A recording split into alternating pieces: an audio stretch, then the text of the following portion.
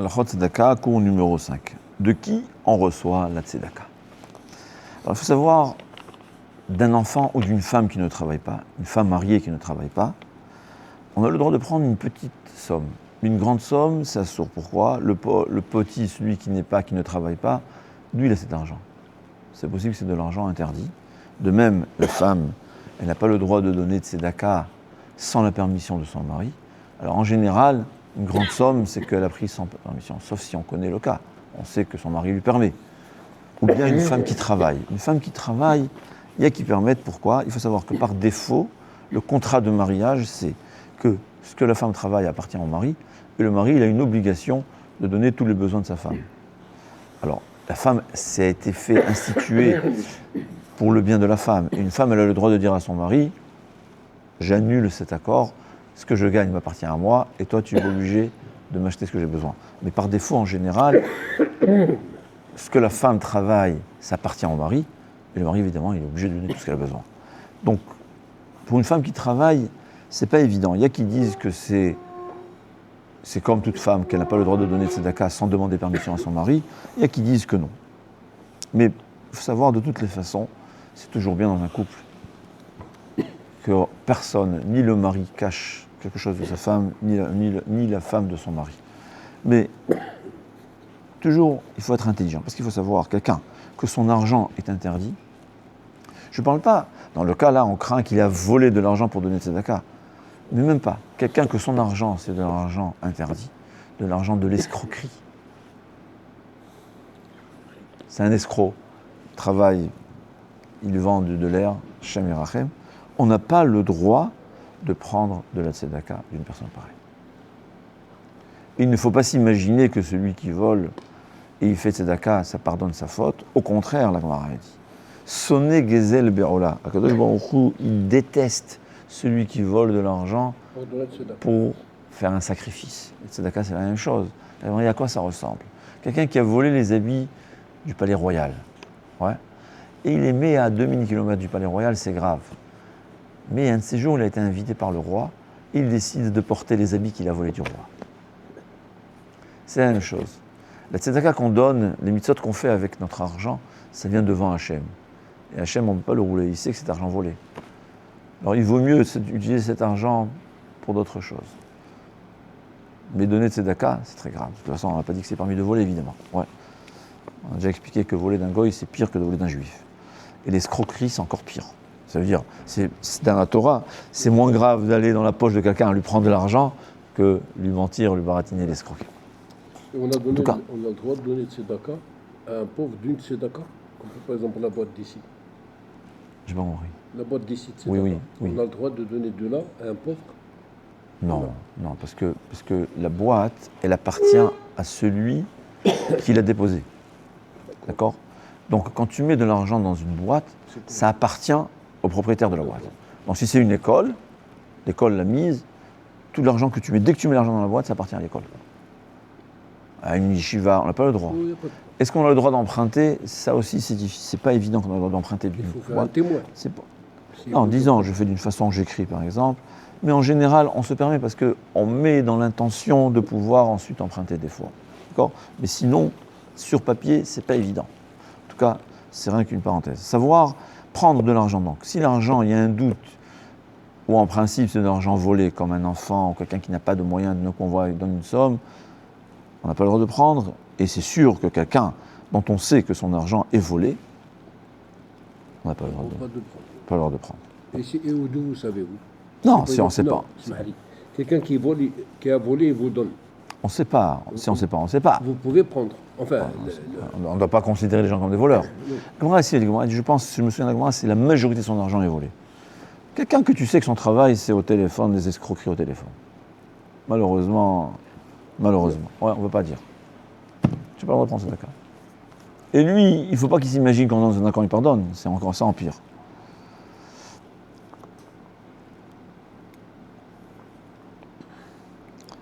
Une femme qui sait que son mari il est riche et il ne donne pas de tzedaka. D'après la halakha, il faut donner 1/10 ou 1/5, chacun selon son rave.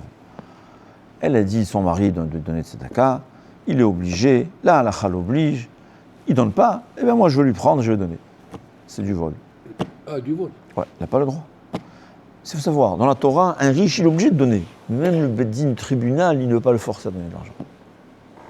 C'est son argent. On n'est pas communiste. Le communiste, il rentre dans la tête, on est obligé de s'occuper des autres. On est obligé de donner aux autres.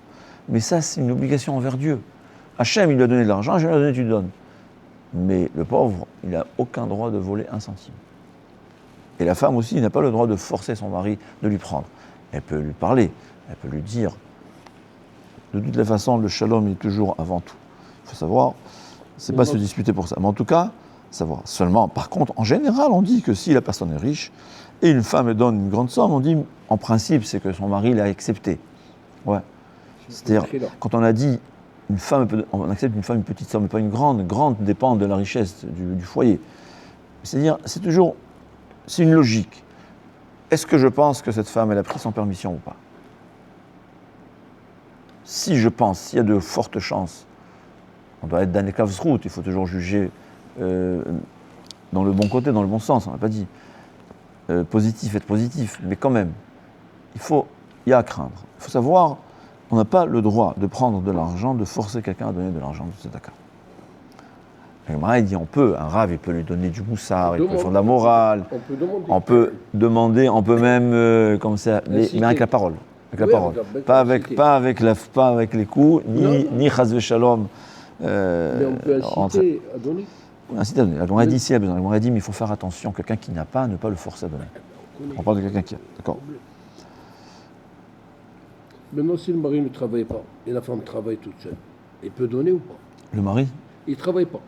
Alors on a dit, par défaut, quand la femme travaille, par défaut, dans la Ketouva, c'est ce qu'on a écrit. Que quand la femme travaille, tout son argent appartient au mari, et le mari, en échange, il est obligé de donner tout ce qu'elle a besoin. D'accord? Non. Alors, par défaut, c'est ce qu'on a vu, c'est une marloquette. Est-ce que la femme peut donner sans la permission du mari? Mais évidemment, si la femme ne veut pas, elle peut dire à son mari, je ne suis pas d'accord. C'est une takana, un décret que Chachamim ont institué pour le bien-être des femmes. Parce qu'en général, les femmes ne pouvaient pas gagner autant que l'homme. En général, c'est l'homme qui gagnait plus. Donc c'était pour le bien-être du foyer qu'on faisait que la femme, elle travaille et son argent, il appartient au mari et elle a une sécurité sociale de son mari.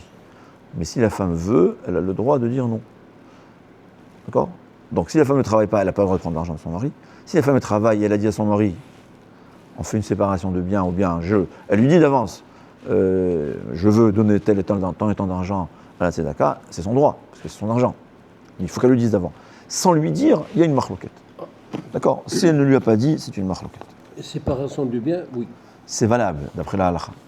Après la halakha, le contrat a été fait tel que, dans le temps au moins, c'était ce qui était bien.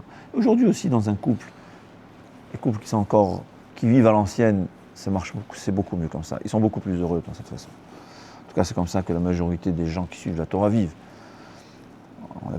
J'étais à la banque avec, on a fait un prêt, et tu vois, elle était toute étonnée qu'avec ma femme, on était ensemble. Le compte, ce que moi je dis, ce que ma femme me dit, j'accepte, ce que moi je dis, elle accepte. C'est comme ça que ça fonctionne. Normal. C'est comme ça que ça doit fonctionner. Il y a beaucoup de gens aujourd'hui qui ont des comptes différents. Ouais, ça existe, c'est permis. C'est pas. Il y a toujours l'idéal, mais Hachem, le Chachamim nous en donné la permission. Alors évidemment, aujourd'hui, les gens, même l'idéal, ils disent non, c'est pas bien. Bon, on peut rien dire. Est-ce qu'on a le droit d'accepter la tzedaka d'un non-juif? Il faut savoir que c'est grave, ça sourd. Pourquoi c'est grave? Ça donne du mérite aux non-juifs et ça provoque le retardement du Mashiach. C'est incroyable. Bivash Ketzirat et Shabarna, on a dit le Mashiach viendra quand les non-juifs n'auront plus de mérite. La tzedaka, c'est un mérite tellement grand que même un non-juif qui donne tzedaka, ça lui fait beaucoup de mérite.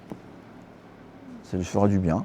Alors, on n'est pas contre le bien que ça lui fait, Chas Shalom, mais on est contre le fait que ça retarde le Mashiach. C'est ce que la Gemara dit, ça retarde la Géoula. C'est ce que la Gemara dit.